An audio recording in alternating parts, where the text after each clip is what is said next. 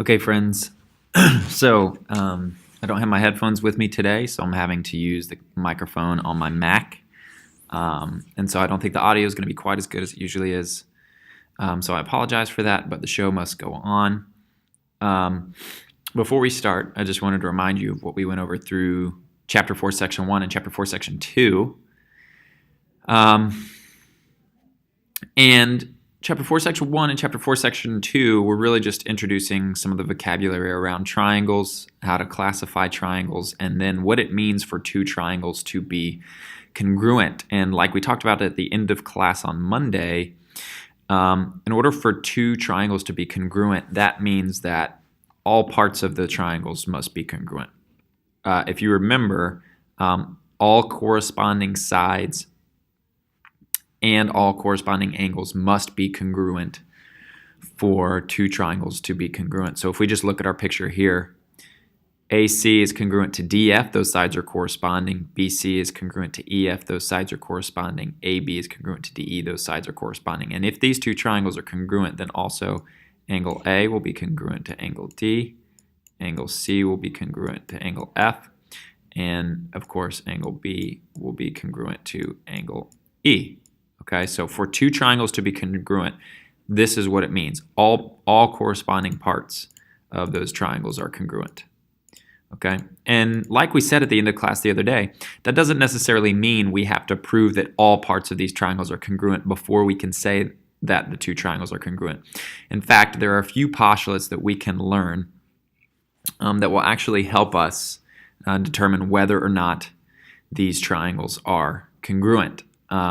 So postulate 19, this postulate right here, is one of them. It is called the side-side-side congruence theorem. Postulate, sorry, side-side-side congruence postulate. So the shorthand, we refer to it as SSS, side-side-side.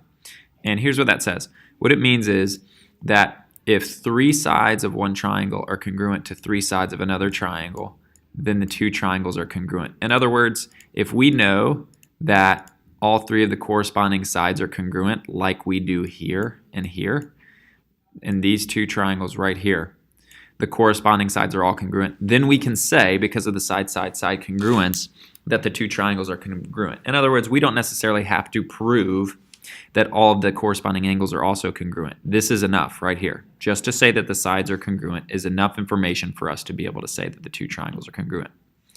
Okay, so that's the side-side-side congruence. Similarly, there is side-angle-side congruence.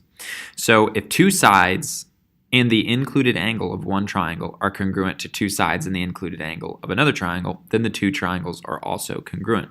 Now, here is what that means. Let's say we have two sides that we've proven congruent. Look at these two triangles. Here, AB is congruent to DE. We know that by this tick mark, these tick marks here. And BC is congruent to EF. Now remember, if we could also say that AC is congruent to DF, then we could use side-side-side congruence to say that these two triangles are congruent. But we don't know that, so we can't say that.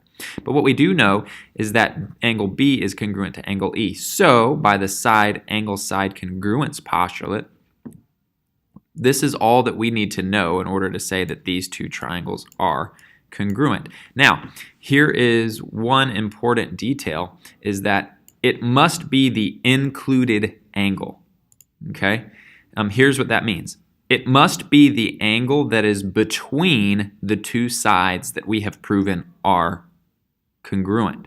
It has to be the angle between them. So for example, we have AB here and BC here, and the angle that makes up AB and BC is clearly this angle B. So when we have side-angle-side congruence, it has to be exactly like this, side, angle, side. The order that this is written, side, angle, side, is important because the angle has to be between the two sides. And if we look at two triangles and we are able to prove side, angle, side, that one side is congruent, that the angle is congruent, and that the other side is congruent, we can say for certain that the two triangles are congruent. Okay, so that's side-side-side, and that's side-angle-side congruence. Those are the two postulates. What we're going to be doing in the next video is we're going to be using those two postulates to prove that triangles are congruent. So what we're going to do is we are going to use side-side-side congruence and side-angle-side congruence to prove that two triangles are congruent. Okay? So there's the introduction of these two postulates, and get ready for some proofs in the next video.